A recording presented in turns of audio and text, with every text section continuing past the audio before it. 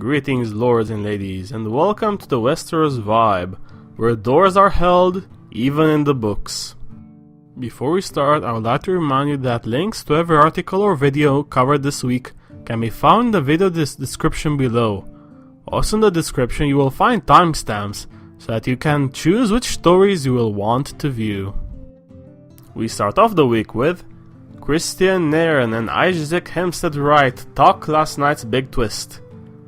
After the shocking revelation from the door, Isaac said the following: "We learned Hodor really is this vulnerable soul who had such potential to live a happy life.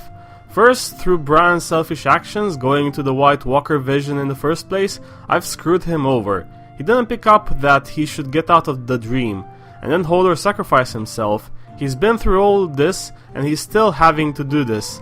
It encapsulates the Game of Thrones world. The nice guys who deserve looking after don't always get it. It's going to be mortifying when it airs. Bran would literally be nowhere without him." For more statements, follow the link below and read. Moving on to... No, Kit Harington isn't getting his own Game of Thrones spin-off. Following some rumors about a possible spin-off starring the newly renewed Lord Commander, his representatives shot them down with impunity. So no Jon Snow nor the Rangers series for us anytime soon. Next up, Sophie Turner talks facing Littlefinger and putting the ball in Sansa's court. In an interview for the LA Times, Sophie talked at length about her meeting Littlefinger again and laying down her experiences before him. Regarding this, she said, "It was very empowering. It was a big moment for her. It was the kind of moment where she's voicing what everyone else is wanting her to say. It's finally happening to her. It was a big thing for me, I think, because it was the first time that she's really stood on her own and been true to herself and been unafraid to say what she wants to say, what she means. It was a very big moment, very, very emotional." For more, check out the article, link down below. In other news, Canary Islands being considered as a location for Game of Thrones Seasons 7 and 8. If they will be used, it will most likely be for arid scenes, probably featuring Daenerys. We await more news on this subject after Season 6 is concluded. Moving on to... Game of Thrones major Hodor reveal came from George R. R. Martin. It has been confirmed that Hodor's name comes from the sentence "hold the door" from the big guy himself, and that this will be the case in the books. The manner in which he will receive the name and his death are different, but his revelation is still heartbreaking. Next up, Sophie Turner on why Sansa lied to Jon, Christopher Hivju on the Tormund Brienne match, and more. We have talked about the Sansa interview already, so here is what Hivju had to say. "We had a lot of fun with it. Gwendolyn Christie's a great actress and she's a walking laughing machine. It was a day of doing that. Some of the scenes are deleted, but we had a lot of fun and nobody saw that coming." Natalie Dormer had the following statement about what Game of Thrones did for women on TV. "I think it's part of the evolution, the natural evolution that is happening in entertainment, that finally we are catching up with gender equality in our three-dimensional roles. Yes, the show spearheaded it, along with a couple of other shows, and I do think credit has to be given to television.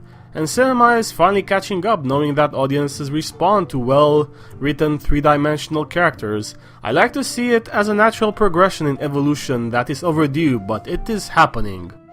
In other news, in Game of Thrones it's time to start rooting for the White Walkers. The whole article talks about the White Walkers' condition and their reasons for fighting mankind. It's an interesting read, so check it out by following the link below. Moving on to... Episode 8, 9 and 10 titles hint at grim future for the people of Westeros. Careful for spoilers and speculation.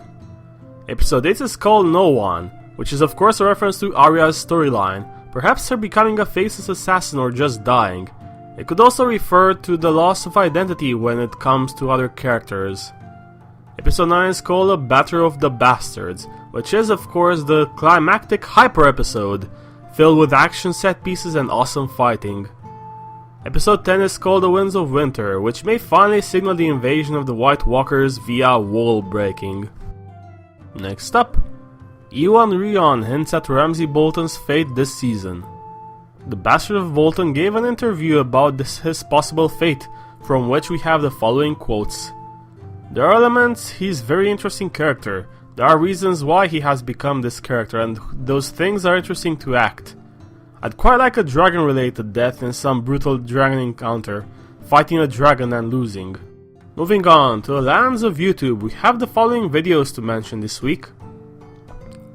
Reviews and discussions about episode 5, The Door, have been released by the following channels: AltShiftX, Elio and Linda, Emergency Awesome, Preston Jacobs, Red Team Review, Vassals of Kingsgrave, and History of Westeros with their usual show-only and book-to-show videos. History of Westeros have released a mid-season Q&A about the show. Preston Jacobs have released his serious Q&A for episode 5. Elio and Linda have released a video discussing the concept of time in A Song of Ice and Fire. Red Team Review has released a Q&A about his review of episode 5. Emergency Awesome released a Q&A about his episode 5 breakdown, one about Ramsay's death prediction, and one about the time-traveling theory regarding Bran. That is the news for the week ending on May 29th. I hope you have enjoyed it. If you have, please like, share, comment, and subscribe. And stay tuned. Goodbye, everyone.